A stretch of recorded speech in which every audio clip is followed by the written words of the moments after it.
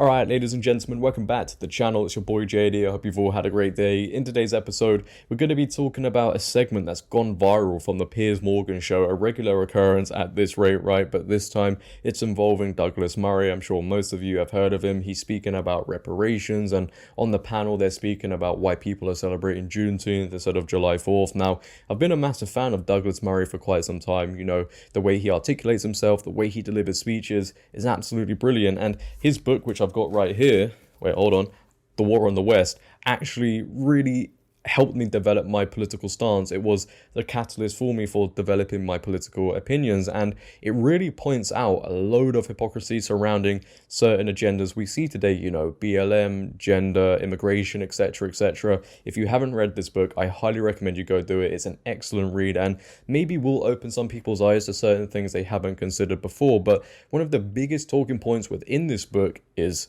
slavery, and this book helped me wake up to this whole narrative. We're always told, you know, it's only Western countries that were evil enough to partake in slavery. However, when you look at it a little bit deeper, there were so many countries outside of the West who committed slavery, who were involved in slavery. And today, in modern slavery, they don't tell you this, there are more slaves now than there were at the height of the transatlantic slave trade. You're never told this, are you? Throughout your whole life, the education system, they always tell you that Western countries were the only ones who committed this terrible, evil act. And it was terrible and evil. But when you're only told one side of history and one idea is only pushed, of course, this narrative we see today of Western countries being the most racist countries on the planet, of course, that gets further pushed. And this is why Douglas Murray goes viral on the Piers Morgan show, because he speaks about reparations, the hypocrisy behind it, why people are so tired and bored of it. He's saying what a load of people are thinking, right? I'm just going to allow the clip to speak for itself, and I'll see you all in a bit. Enjoy. The problem is we've forgotten how to be genuinely proud of our great countries, both America and United Kingdom, two of the greatest countries in the world. It's almost like every day now, somebody somewhere, normally on the left, the woke left, is queuing up to find a reason to hate the countries and their histories. Well, it's a kind of grievance competition. Your guest earlier just tried to engage in it. I don't know what hurt she believes she's had from slavery. All of this was addressed 2 centuries ago. Everything has consequences. All history has consequences and ramifications. But, you know, if we were to play this fairly, we would at least look at all of the countries around the world that engaged in the slave trade who are simply not interested in any form of reparations. The Ottoman Empire, all the Arab countries who not just traded far more slaves than across the Atlantic, but castrated all the men so that there wouldn't be any more African slaves after them. They worked them to the bone. I see no interest across Africa in paying reparations for selling their brother and sister Africans into slavery or for working them to the bone to the present day. There is slavery across Africa today. In fact, there are more slaves in the world today than there were at the height of the transatlantic slave trade. So some of us are simply a bit bored of hearing people ripping at closed wounds and then crying about their hurt or their presumed hurt, because everybody could do this. 1 million Europeans were stolen by North Africans over the course of decades of the North African Barbary pirate slave trade. Where would you end if you did that? The answer is you couldn't end, because nobody is alive who has actually suffered the hurt, and nobody is alive who did the wrong. And I'd make one other point, if I may. It's always the countries that people want to come to who are put through this struggle session. Britain, like America and France, are the most desired destinations for migrants worldwide and have been for centuries. Why is that? It's not because we're racist, it's because we're better. It's because we're good. It's because when we see racism, we actually call it out and recognize it as a sin. Try finding that across Africa. Try finding that across the Middle East or in China. Nobody would hear. So what we have is a situation where the more virtuous countries are presented as the worst countries. It's sick, and most of us are tired of it. Thank you, Douglas. I am so sorry that Douglas is bored by the pain that has come from That's not what he said. Through slavery. He didn't say.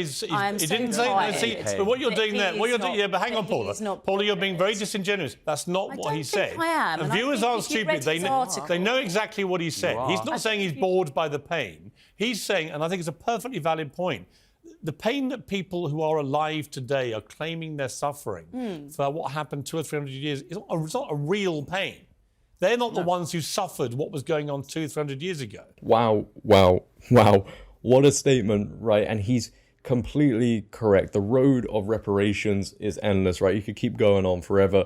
Everybody has a claim for reparations, and the idea of it is being taken advantage of by people who are pushing back against slavery like they were involved in it, and pushing back against people they think committed slavery but had nothing to do with it. Interestingly, the money that's been demanded in all of these reparations, right, would be spent on products created by people who are in slavery across the world. Can you see the whole hypocrisy in this? They're going to spend money on products created by people who are in modern slavery.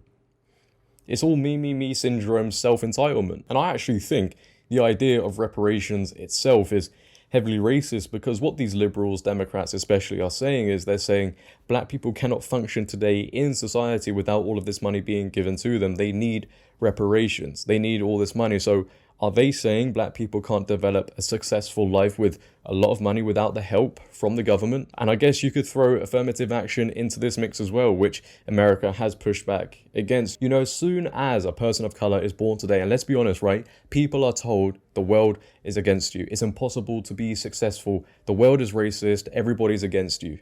They're already from day one installing a self-limiting belief unless you have help from the government, because otherwise you're not smart enough, you're not great enough to be successful. Is that not racist? That is racism.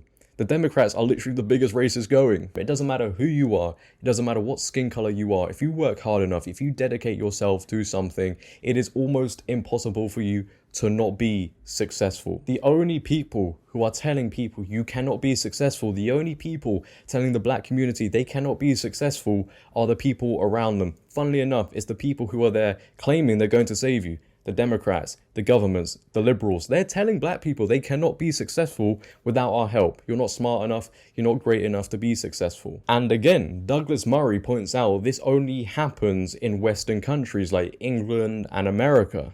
England and America are some of the most diverse places. If people still today in this world think these Western countries, America, England, are some of the most racist countries in the planet, they need to do a little bit more research. And the world easily falls for it, and they will continually fall for it for the foreseeable future, because number one, to have this unseen force that is stopping you from becoming successful is a great way to cope with failure, and that's all they've been told. And secondly, people are guilt-tripped into believing simply because they're white, they're a terrible person, so they just go along with it. But those are my thoughts for today, ladies and gentlemen. I'm sure it's going to be a very controversial video, but leave your thoughts down below about everything we've spoken about so far. If you have enjoyed today, then please, for me, make sure to leave a like rating. If you're new, hit that subscribe button and turn on bell notifications so you never miss a video. But until next time, it has been your boy JD. Have a great day, stay safe, and I'm out.